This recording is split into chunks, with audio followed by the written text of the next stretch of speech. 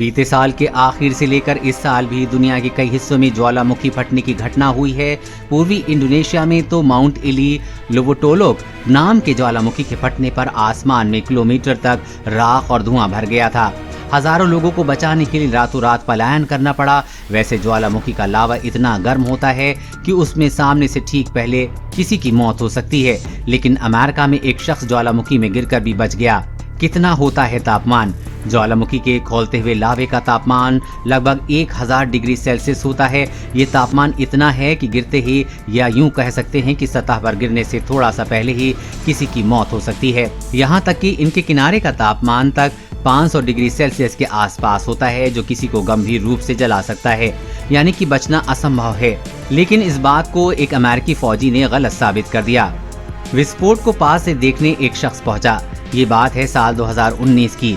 America के हवाई द्वीप पर दुनिया के सबसे सक्रिय ज्वालामुखी में से एक किलाएवा ज्वालामुखी, छोटे मोटे विस्फोट इसमें लगातार होते ही रहते हैं, लेकिन साल 2019 की मई में एक काफी बड़ा विस्फोट हुआ।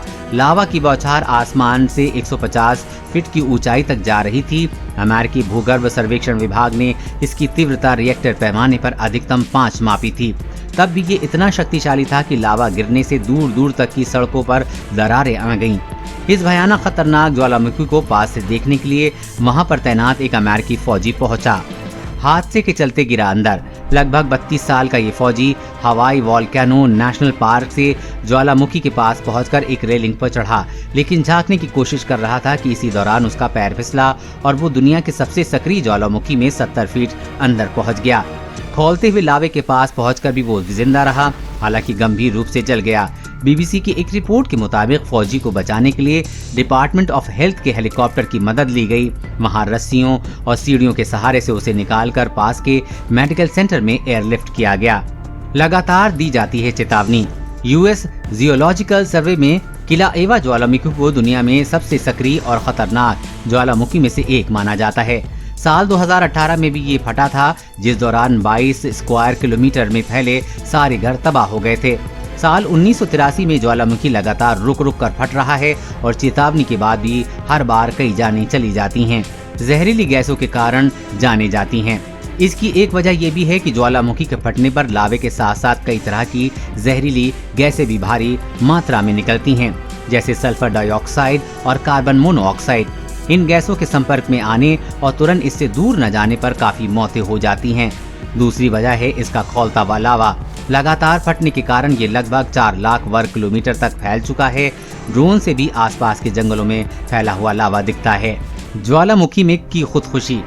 खौलते हुए ज्वालामुखी का ये लावे की नदी से गिरने पर कुछ ही सेकंड के भीतर लंग्स में पहुंची गर्म हवा उसे जला देती है और शरीर के जलने से पहले ही इंसान की मौत हो जाती है। इन्हीं खतरों के चलते वैज्ञानिक लगातार सक्रिय वोल्केनोज के पास न जाने की हिदायत देते हैं। हालांकि दुनिया में एक मामला ऐसे भी है जिसमें एक अमेरिका के ज्वालामुखी के लावे में कूदकर खुदकुशी कर ली। हवाई के किलाएवा ज्वालामुखी में साल 2017 में लियो एडोनिस नाम के 38 वर्षीय पुरुष ने जान दे दी थी। बाद में ज्वालामुखी के पास का नेशनल पार्क विजिटर्स के लिए बंद कर दिया गया था। कैसे फटता है ज्वालामुखी? ज्वालामुखी मैग्मा यानी कि पत्थर से निकलकर बना पहाड़ होता है। जब धरती के नीचे जियोथर्मल एनर्जी से पत्थर पिघलने लगते हैं तो नीचे में दबाव ऊपर आता है। उसी दबाव से पहाड़ फटता है, जिसे ज्वालामुखी का फटना कहते हैं।